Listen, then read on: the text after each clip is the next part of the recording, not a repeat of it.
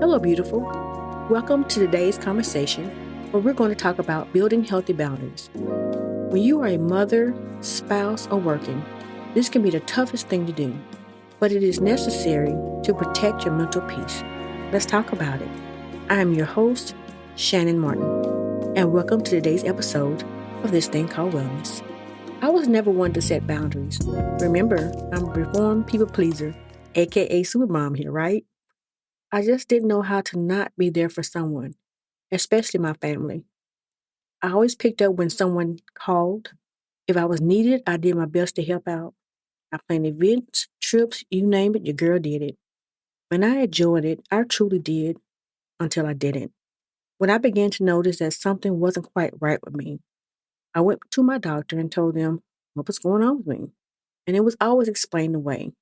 The pain I was feeling in my right shoulder was because my purse was too heavy and I needed to switch arms or take things out. Or we just don't see anything wrong. If there is a shirt with the phrase, "You are the healthiest sick person we have ever seen," I need it. Because I heard this so often, I should have made one. I knew it was something, but I just couldn't put my finger on it. I was off. I was beginning to have foggy brain days where I began to forget things. I began to shut people out. Can you believe it? Miss Bring It To Me and I'll Fix It was shutting people out. I was beginning to shut down, close my door, and just shut off. I didn't want to be bothered. I didn't want to hear any noise or fix anything. I was slowly disconnecting from my life. When I say disconnect, I mean I made a total 360-degree difference in who I was. My children always had access to their mom. If they called, I always picked up.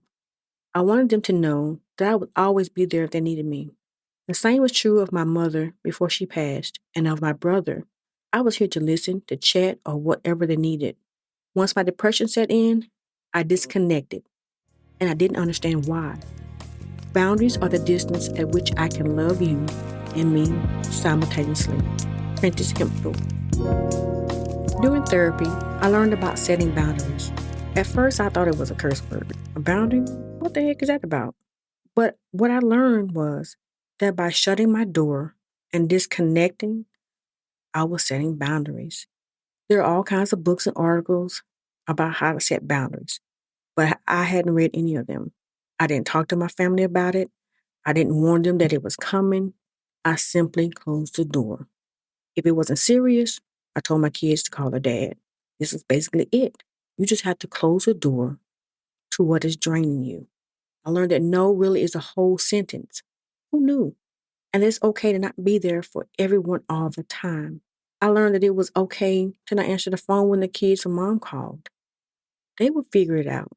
If it wasn't serious, they'd call again, leave a message, or again, call your dad. At first, it was really hard for some family members to understand that I was setting these boundaries for myself and that I wouldn't be available all the time anymore. They just weren't understanding why. I had to stop explaining and just show them that this is how it had to be for me to become healthy. Not having healthy boundaries was another part of my life that was chipping away at me and slowly wearing me down. Boundary setting helps you prioritize your needs over other people's wants. Lauren Kenton. When I began to set boundaries, the resistance was causing more anxiety and became a side conversation, not about my getting well, but more about my becoming more depressed or having actually gone insane because I wasn't the same person I used to be. I was told that I acted as if I didn't care about them anymore or I was being rude because I wasn't readily available like I used to be. And because I was so used to pleasing others, it was tearing me apart. This caused more harm and struggle than I expected and unfortunately caused another breakdown and a brief stay at the hospital. I realized again that I had to choose me. I had to choose my mental state, my mental peace. I was again the one who was suffering from being pulled in many directions and pleasing everyone else, thinking I was pleasing myself when I wasn't. I was broken and I couldn't see that. In the process, I was diagnosed with more issues that I didn't even know existed. Now, years later, I can see that my breakdown was inevitable. The signs were written on the wall. I was taking on way too much responsibility and not setting boundaries and taking time out for myself. Not saying no and not putting me first. I was pouring from an empty cup. Now I am not as quick to answer the phone as before. I have that bad boy on silent and have bedtime settings on for no interruptions after a set time. When asked to do something, I'm not afraid to say no. I now check in with myself before signing up for anything, whether professionally or personally. I am now at a place where I am completely honest with myself. I'm asking the hard questions and digging deep. And if I'm not checking enough boxes that this is what I need right now, or will help me in the long run, I won't put my full attention into it. Nowadays, I am more intentional. I am learning to do things that make me happy, things that I will enjoy, without apologizing for it or explaining myself. If that means I want to sleep in, do absolutely nothing, but binge watch a movie on Netflix, then that's what's making me happy today. Mindful moment. I remember watching an animation movie with my kids called The Emperor's New Groove, and Crunk always kept saying that Yzma has a wall there. That's pretty much where I am today. It took some time for me to say, these are my boundaries, telling myself and others that this is what I'm okay with and what I'm not okay with. You should let people know how you feel and where you stand, and begin to implement the new boundaries to protect your safe spaces. Now, a problem may arise, and it probably will, like mine, where family or friends don't care about your new boundaries or that you're protecting your mental peace, and will try to manipulate you and make you feel guilty to get what they want. And sometimes you have to just close the door to let them know you mean business. This is the new me, and I'm setting new rules about how you will treat me and how I respond.